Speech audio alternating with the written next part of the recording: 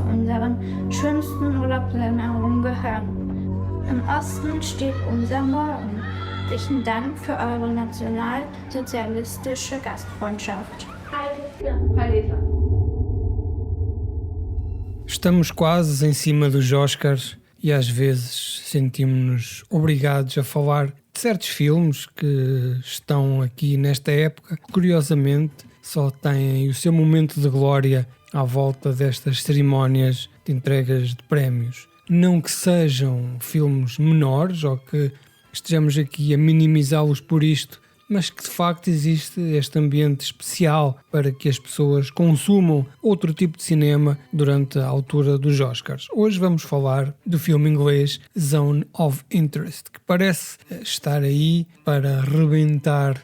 nas cerimónias dos Oscars ou para ser tapado e calado para que não se fale muito nele, porque desde que o filme estreou, de maneira perfeitamente acidental, criou-se aqui uma situação internacional de geopolítica no Médio Oriente que espelha de uma maneira, diria eu, involuntária alguns dos eventos que estão retratados neste filme, mas subvertendo aqui os países. Zone of Interest é um filme de 2023 que fala sobre o Holocausto. Conta-nos a história de um homem, o Rudolf Höss, que é o comandante de Auschwitz, que foi, na verdade, o comandante de Auschwitz que mais tempo esteve no comando deste campo de concentração e que trouxe também muitas inovações, e com inovações eu coloco aqui as devidas aspas imaginárias, porque de facto o que este homem fez foi contribuir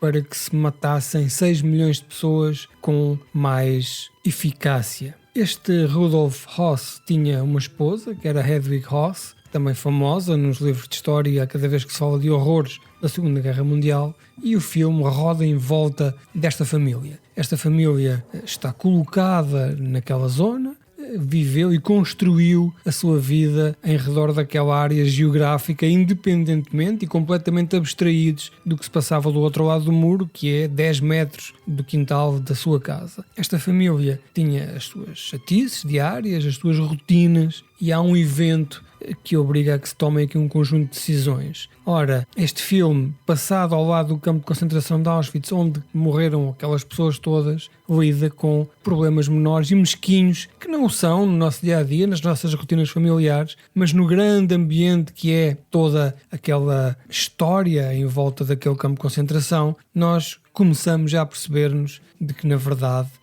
as nossas mesquinhas preocupações em relação àquilo que é o grande esquema das coisas raramente têm importância, mas são para nós e acaba por ser importante. Portanto, este filme parte do princípio que nós temos já no nosso cérebro pré-carregado todo um conjunto de pré-requisitos, que é o conhecimento sobre o Holocausto e sobre toda a miséria humana, toda a destruição que foi feita dentro daquele campo de concentração. Essa imagética nunca nos é transmitida, apenas o som, o fumo, os fornos a arder. Nós nunca nos conseguimos abstrair durante quase 2 horas que o filme tem, de que do outro lado daquele muro estava a decorrer, sei lá, a lista de Schindler, ou um dos filmes ou documentários, centenas que nós já vimos durante a nossa vida. Isto é um filme que explora a vida familiar deste casal e que nos mostra o tal contraste que existe com as realidades e com os horrores de Auschwitz, que usar a palavra horror, diria eu que é uma minimização do que se passou ali. Aborda também a banalidade do mal, transformando a rotina dos nazis, daquele casal e dos próprios funcionários. Mostra-nos que, por vezes, o mal não são, como diria Primo Levi, não são monstros que fazem atos de maneira isolada, mas são pessoas normais e comuns unidas por ordens, sem perceberem muito bem o que é que estão a fazer. É um filme cheio de ambiguidades morais, na verdade é isto que ele nos mostra, e a minha maior crítica em relação a este filme é exatamente isto. Tudo o que é banalização do mal, tudo o que é esta abstração de pessoas comuns que fazem as suas rotinas em relação aos horrores que se praticam do outro lado. Isto é o mecanismo deste filme, que se esgota ao fim de 20 minutos. Nós percebemos logo o que aconteceu. Querem nos mostrar que este filme tem então esta abstração total da culpa daquilo que se faz do outro lado, até porque estes personagens olham para, das 2 ou 3 vezes que se fala nisso, olham para aqueles judeus como sendo um mal que tem que ser resolvido, como se fossem ervas daninhas. São usadas também algumas imagens de ossos, de cinza que vem daqueles fornos, que é usada para os jardins acentuar a maldade e fazer em nós criar a ideia de que aqueles são monstros. Mostra-nos que o monstro é em si toda a situação que ali se colocou e a maneira como as pessoas abordam nestas ideologias, que é um tema importante porque nos dias que correm vocês já perceberam que as pessoas começam a abordar por vezes em ideologias e desresponsabilizam-se por ser uma coisa de grupo, quando na verdade acaba por ser sempre monstruosidades. É importante que se mantenha a história viva, como Spielberg o fez há um tempo atrás com a lista de Schindler. É importante que se realcem as maldades, os horrores que foram feitos na Segunda Guerra Mundial para não repetir, mas neste caso é também importante perceber que as pessoas envolvidas nestas situações, neste holocausto, neste genocídio, por vezes são pessoas que estão apenas a fazer a sua função sem questionar. Zone of Interest é um filme que não deve ser evitado, é um filme incontornável, mesmo que as pessoas queiram, eventualmente vão bater contra ele, nem que seja quando ele sair para os canais de cabo ou quando começar a chegar à Netflix e às plataformas, porque de facto é uma obra muito peculiar, que tem esta característica de precisar do pré-requisito, não é? O pré-requisito do conhecimento da história, a maneira como são mostradas ali os arames farpados e os muros, e como as pessoas de um lado tentam viver a sua normalidade, em que acham que chatice, pá, aquele barulho da gritaria que está do outro lado do muro não me deixa acabar de ler este livro, ou esta fumarada que vem daquelas chaminés está-me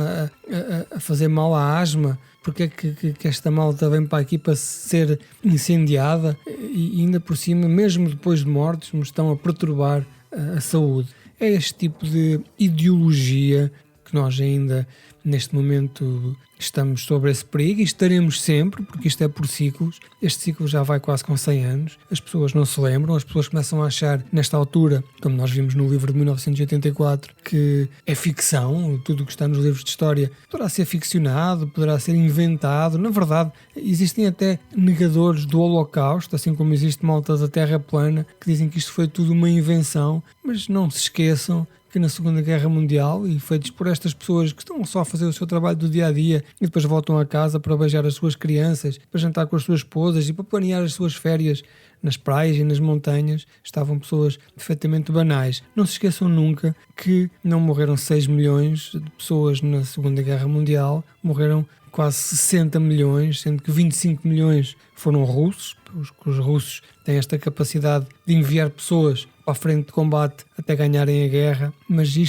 esta destruição daquilo que foi a humanidade nos anos 40 corre o risco de se repetir e estaremos aqui para evitar que tal aconteça. Resta acrescentar que Zone of Interest é realizado por Jonathan Glazer, que já antes nos trouxe o Under the Skin, o maravilhoso Under the Skin, em que Scarlett Johansson é uma extraterrestre que está a seduzir homens e a levá-los para a sua armadilha, e que foi famoso na altura porque Scarlett Johansson apareceu em Pelota e vocês não conseguem evitar estes gifs animados em todos os fóruns de homens de cultura. Ele mantém este estilo meio dissonante, meio descoordenador neste filme, deixando-nos sempre em desequilíbrio, tanto físico como emocional, até mesmo mental.